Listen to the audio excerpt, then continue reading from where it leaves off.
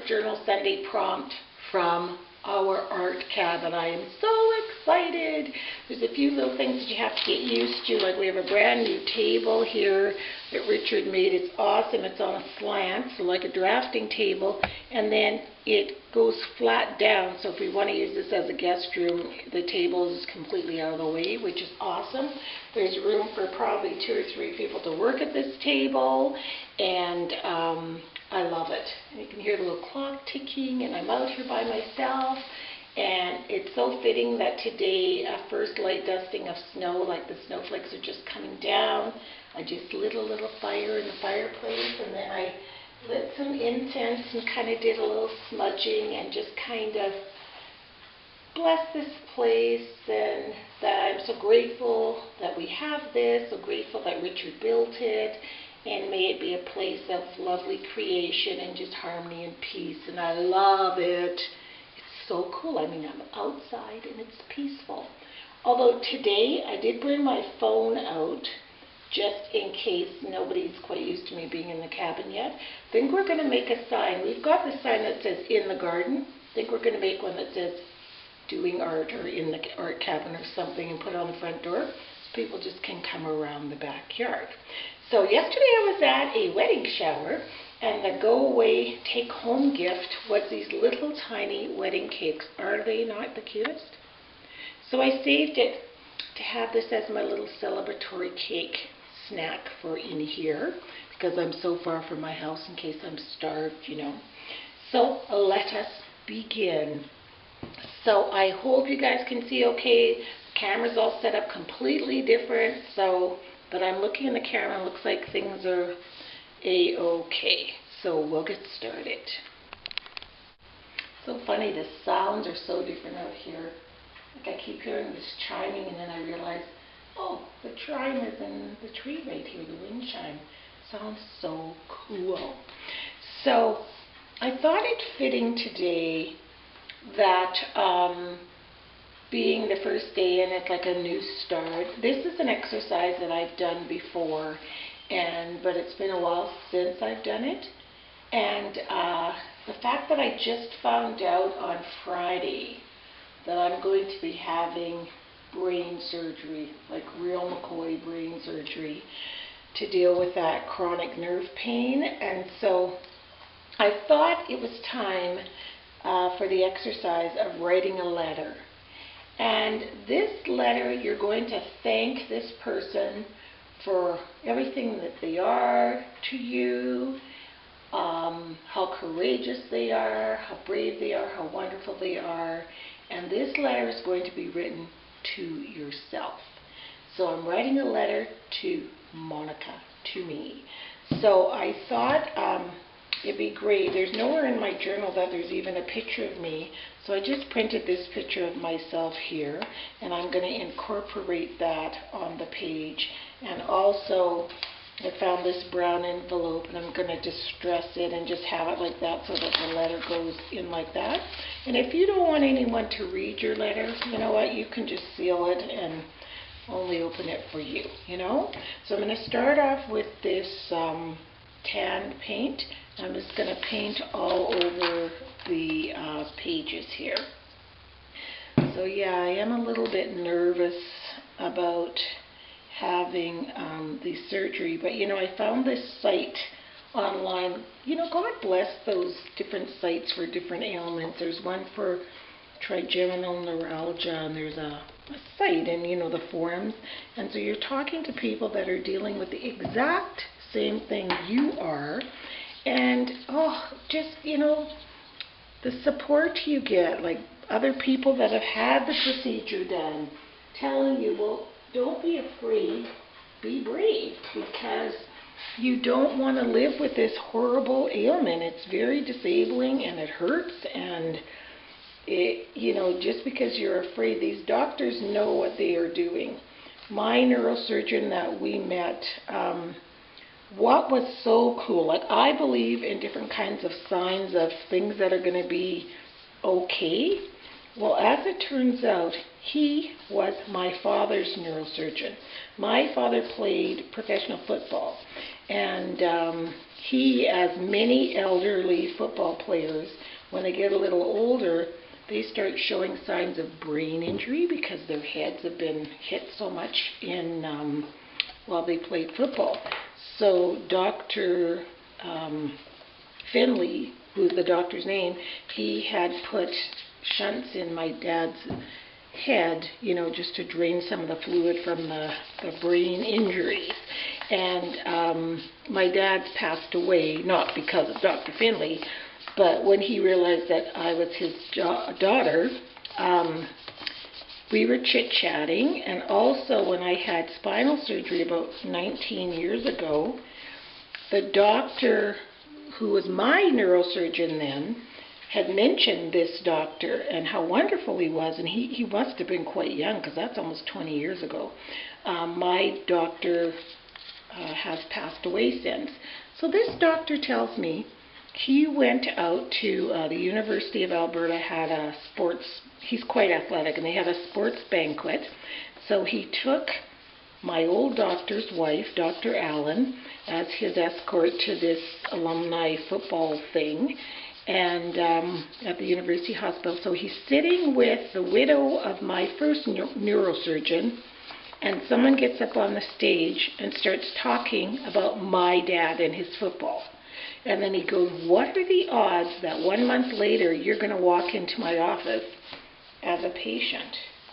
And I looked right back at him and I said, "That tells me that I'm in the right place." So I felt really, really safe in that moment.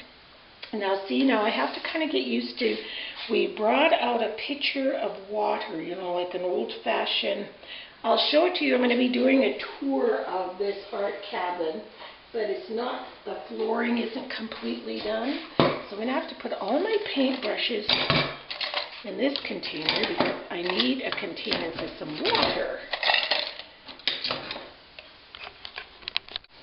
So I've got a can for some water. I'm going to have to get used to the slanted surface, but Richard said there's a small little table in the garage that I can put right to this side of me, and I can put my things on that. I've also added paper to this table because it hasn't been varnished yet. But you know me, I wanted to be out here. So yeah, I thought that was really cool that the doctor had that connection with my father and with my other neurosurgeon. What are the odds of that, hey? So I'm just going to take my, while this paint is drying, my distressor and just distress around this photo because I don't want it looking so photo-like. Actually, I think I'm even going to cut it down a little bit. If you've never tried this exercise of writing a letter to yourself, you certainly should. It is just amazing. Like sit in a quiet space, light a candle, and then write it down, all the things you want to say to yourself. All positive things. Don't put any negative things in there. I did this exercise for years when I facilitated Soothing the Soul workshops.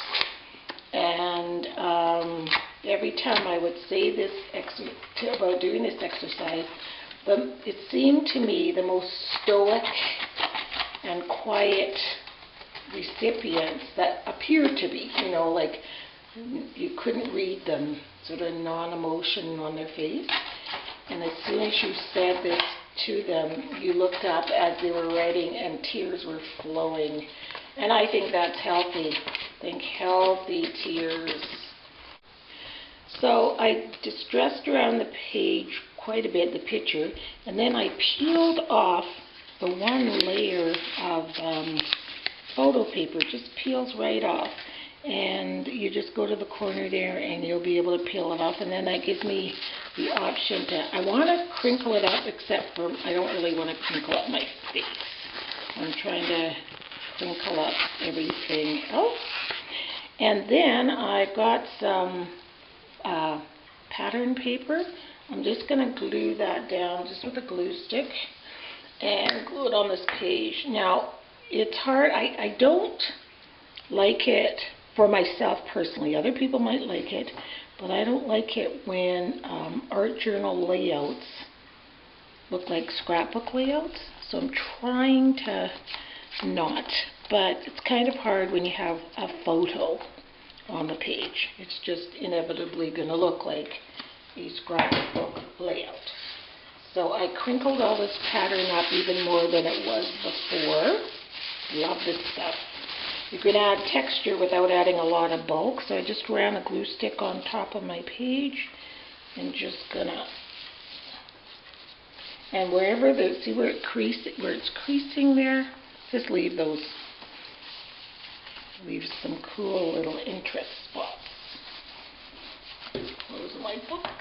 Look how nice and thick this book is getting. So fun. So I will trim all this off when I'm done. It's actually going to serve as a protector to keep, see, the other pages clean from whatever I decide to do. I found my oil pastel. This color is, I don't even know. I think it's, you can see it's kind of a light brown. So I'm just going to kind of smoosh some of that on some of those crease marks. I love the ticking of the clock in here, and I never even thought about having a clock.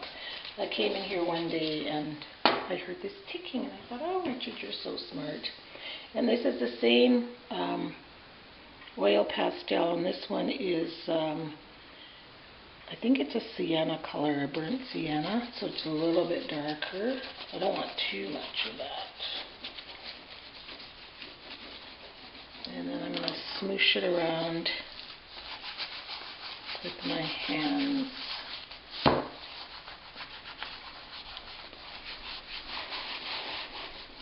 There. So I just want to say again, if you've never written a letter to yourself, please do. I think too, at some point in your life, like when you're older and you can look back on the things that you were talking to yourself about when you were younger, you know? It's really neat. So this is called Florentine Gold Liquid Leaf. It's gold leaf, but it's, I don't use it like most people would use gold leaf. I just use it like gold edging. And then somebody else was telling me, I think it is Roseanne, what is her last name on YouTube? But she uses Martha Stewart metallic gold paint. And you know what? It works just the same. I love, you know how some people like the smell of gasoline or the smell of, you know, tar? I love the smell of this. I could wear it as a perfume, gold leaf perfume. Oh, it has a cool smell.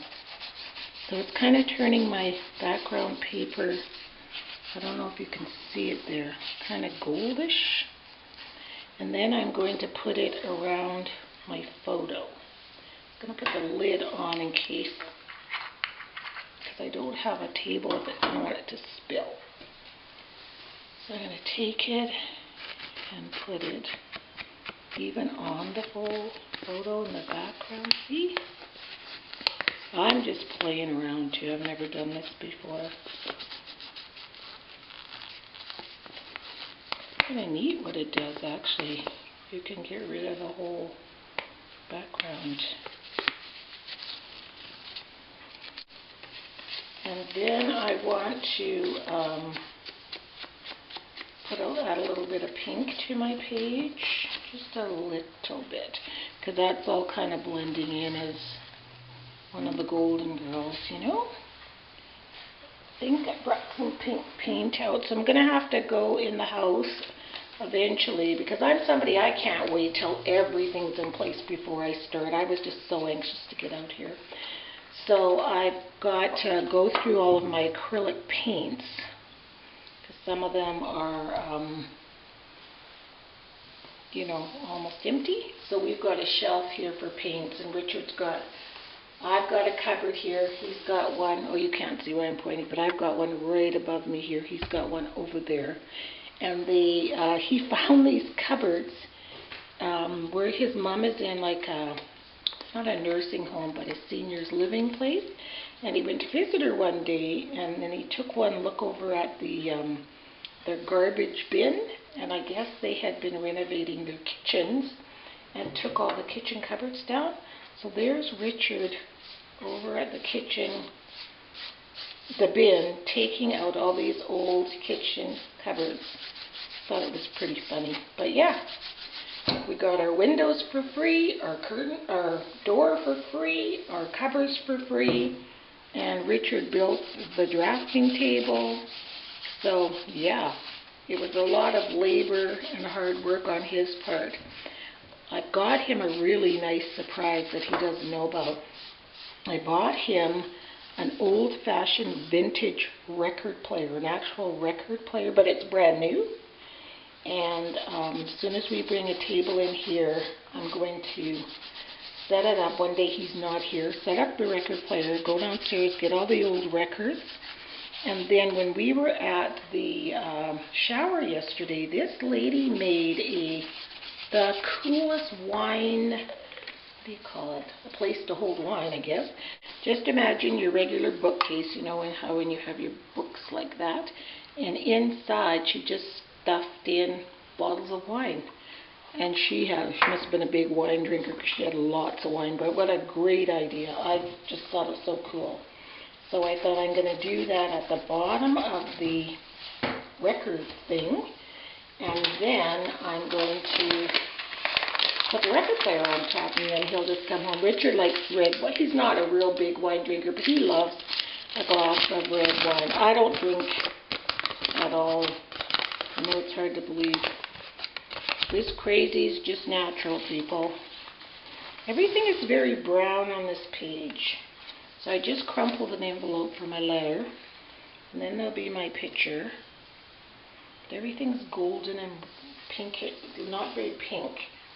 So I've got some pink flowers here, and I think I'm going to add them to either my envelope or me.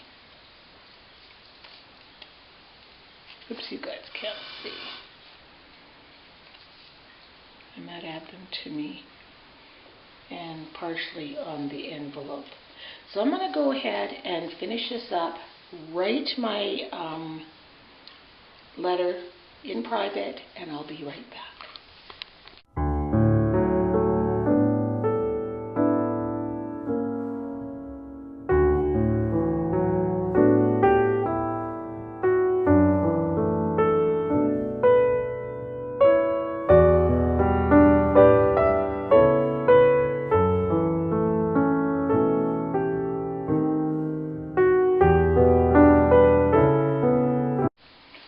Finished writing my letter. Actually, I don't mind reading it to you guys.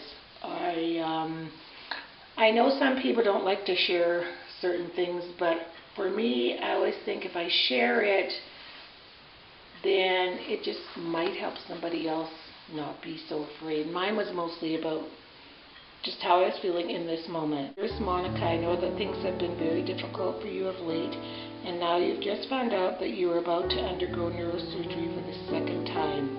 Be brave, be strong, be an example. Your life has been predestined long ago, so as long as you follow the signs and stay on your path, all will be right. And if this surgery means that you will leave this earthly dwelling, then know that you will soar through time and space. Stay strong, be strong, and know that I love you dearly. Love, Monica.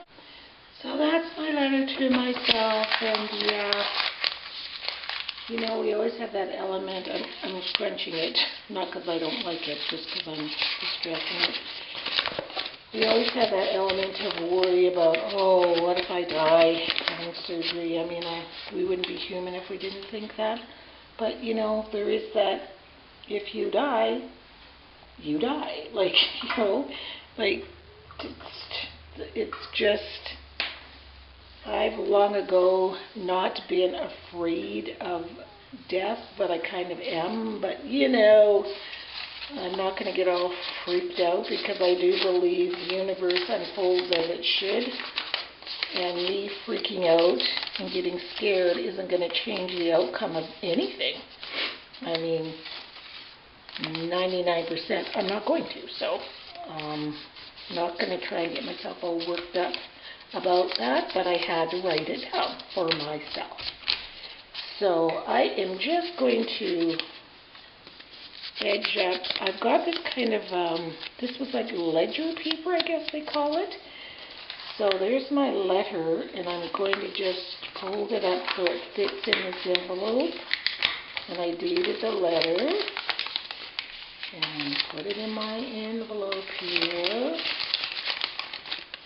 And yeah, there's my letter. So I will put it. I keep hearing these sounds. It's so weird. So funny. There's this little squirrel that keeps running over the roof, and I keep hearing this, and I'm like, oh my God, what is it? And it's a squirrel, and he's so cute, and he's probably wondering, what is she doing out here in the forest? And I think I'll put Dear Monica right there. And yeah, I'll put some soft pink roses. So write what you feel on your picture, or on your letter. Doesn't matter what anyone else thinks, it's your letter to you. Write what you were thinking, no matter what it is. Distress ink out here. I will use Walnut Stain. This stamp is kind of a flowery stamp, and it has script on one side, and then just kind of these little dots. Can you see that? That's why I love Unity stamps, because they are so good for art journaling. I'm going to spritz it a little bit. I've got a water spritzer here with some water. And to see if the ink will be a little bit more brighter. I think I'm going to take this thing off. So yeah, that's cool. So I'll let that dry. And that's on there. So I'm going to ink around things a little bit more with this now that I've got this Walnut Stain out. I'm not going to waste all that ink and stuff. Stamp around the page. It looks cool. Very neat. So here is my finished page. It's all dried, and you can see the nice stamping here on the envelope. I took a piece of twine and I tied it around the envelope, and then in with some of the stuff I brought out, there was some little pearls, so I just adhered them there and there, and then one in the center over here.